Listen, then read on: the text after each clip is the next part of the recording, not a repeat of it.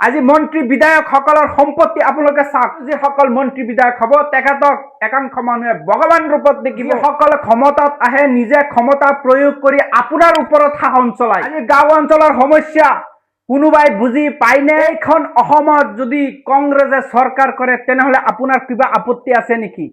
এইখন অসমত যদি বিজেপিয়ে চৰকাৰ কৰে আপোনাৰ আপত্তি আছে নেকি? সাধাৰণ ৰাইজক প্ৰশ্নটো কৰিছো, কিন্তু আপোনাৰ আপত্তিটো নিশ্চয় আছে। কাৰণ আপুনি বিজেপিক ভাল পায় বুলি আপুনি বিজেপিক সমৰ্থন কৰিছে, আপুনি কংগ্ৰেছক ভাল পায় বুলি আপুনি কংগ্ৰেছক সমৰ্থন কৰিছে। যিয়ে যাৰ দলক ভাল পায় সেই দলক সমৰ্থন কৰি তেখেতে ভোট প্ৰদান কৰিছে আৰু তেওঁলোকে বিচাৰিছে নিজৰ দলৰ চৰকাৰ। স্বাভাৱিক এইটোই। যিসকলে কংগ্ৰেছক ভোট প্ৰদান কৰিছে কংগ্ৰেছে চৰকাৰ কৰিব নোৱাৰে, আৰু বিজেপিক যিসকলে ভোট প্ৰদান কৰিছে সেই বিজেপিয়ে যদি চৰকাৰ কৰিব নোৱাৰে তেনেহলে এটা লেটিপেটি যেন লাগিছে, তেনেকুৱা হয় নে নহয়? কিন্তু 4 তাৰিখক আপোনালোকে দেখিব পাৰিব চৰকাৰ কোনে কৰিব নকৰিব, সেইটো ফলাফল 4 তাৰিখত আপোনালোকে পাব।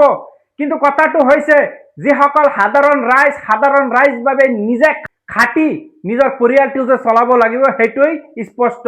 আৰু যিসকল মন্ত্ৰী বিধায়ক হ'ব তেখেতক একাংশ মানুহে ভগৱান ৰূপত দেখিব, কিন্তু সাধাৰণ মানুহ কি নিজে নিজৰ বস্তুটো চলিব লাগিব। আৰু যিসকলে সুবিধা পায় তেখেতেহে সুবিধা পাব, আৰু যিসকল সাধাৰণ মানুহ আপুনি যে ভোট প্ৰদান কৰি নিজে চৰকাৰ কৰক অমুক কৰক তমুক কৰক আপুনি যে আপত্তিটো কৰিছে, কিন্তু সেই আপত্তিটো আপোনাৰ আপত্তি হৈ থাকিব। কাৰণ এইখন অসমত আমি বিভিন্ন সময়ত দেখা পাইছো যিয়ে চৰকাৰ কৰিছে যিয়ে ক্ষমতাত আহিছে তেখেতেৰেই কিন্তু এই বিলাসী জীৱন।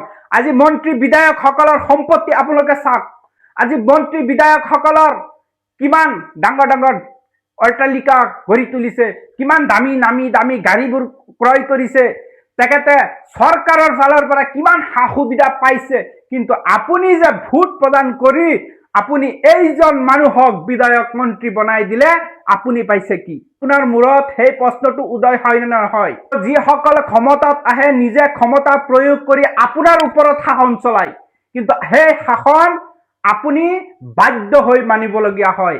কাৰণ চৰকাৰে যি কৰিব সেইটো আপোনাৰ মানিব লাগিব, কাৰণ এইটো আইনত পৰিণত হয়, আৰু আইন কোনেও অমান্য কৰিলে সেইটো কিন্তু দণ্ডনীয় অপৰাধ। আৰু অপৰাধবোৰ আমি জানি বুজি কোনেও কৰিব নিবিচাৰে, কাৰণ আইন বস্তু সকলোৱে মানা উচিত। তো আমি ভোট প্ৰদান কৰিছো, কংগ্ৰেছক কৰিছো, AIDF-ক কৰিছো, বিজেপিক কৰিছো, ৰাইজৰ দলক কৰিছো, AJP-ক কৰিছো, বিভিন্ন দল আছে। কিন্তু বিভিন্ন দলৰ যিসকল মন্ত্ৰী বিধায়ক হ'ব সেইসকলৰ বিলাসী জীৱন হ'ব, আৰু সাধাৰণ ভোটাৰসকলে সাধাৰণভাৱে নিজে খাটি খাব লাগিব, সেইটোই কিন্তু সঠিক। আৰু সেই পথেৰে আমাৰ জীৱন যাপন কৰিবলগীয়া হৈছে। আজি গাঁও অঞ্চলৰ সমস্যা কোনোবাই বুজি পায়নে? আজি ৰাস্তা ঘাটৰ অভাৱৰ কাৰণে মানুহ ঘৰৰ পৰা ওলাব নোৱাৰে। আজি ৰাস্তা ঘাটৰ নথকাৰ কাৰণে আজি মানুহে ভালকে এটা ব্যৱসায় কৰিব নোৱাৰে। ৰাস্তা ঘাট নথকাৰ বাবে ভালকে এটা গাড়ী ল'ব নোৱাৰে। বিভিন্ন জৰ্জৰিত সমস্যা গাঁও অঞ্চলবোৰত। কিন্তু গাঁও অঞ্চলবোৰত মন্ত্ৰী বিধায়কসকল আহি ভোট লোৱাৰ পিছত আপোনালোকে দেখা পায়নে? দেখা নাপায়।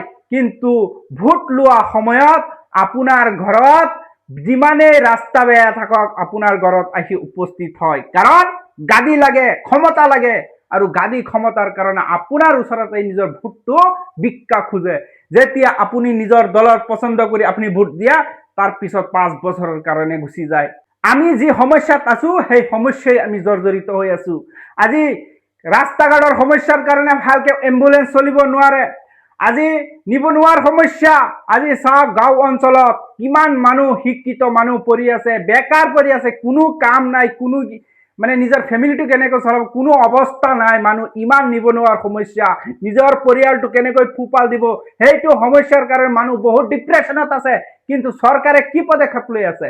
চৰকাৰে কিন্তু এইবাৰ নতুন চৰকাৰ আহিব, নিবনুৱাৰ ওপৰত যদি গুৰুত্ব দিয়ে, শিক্ষাৰ ওপৰত যদি গুৰুত্ব দিয়ে, যাতায়াতৰ ওপৰত যদি গুৰুত্ব দিয়ে, আজি যি ক্ষুদ্ৰ ব্যৱসায়ীসকল তেখেতক যদি আৰ্থিকভাৱে সহায় কৰে তেনেহলে এই অসমখনৰ অৱস্থা বহুত ডেভেলপ হ'ব।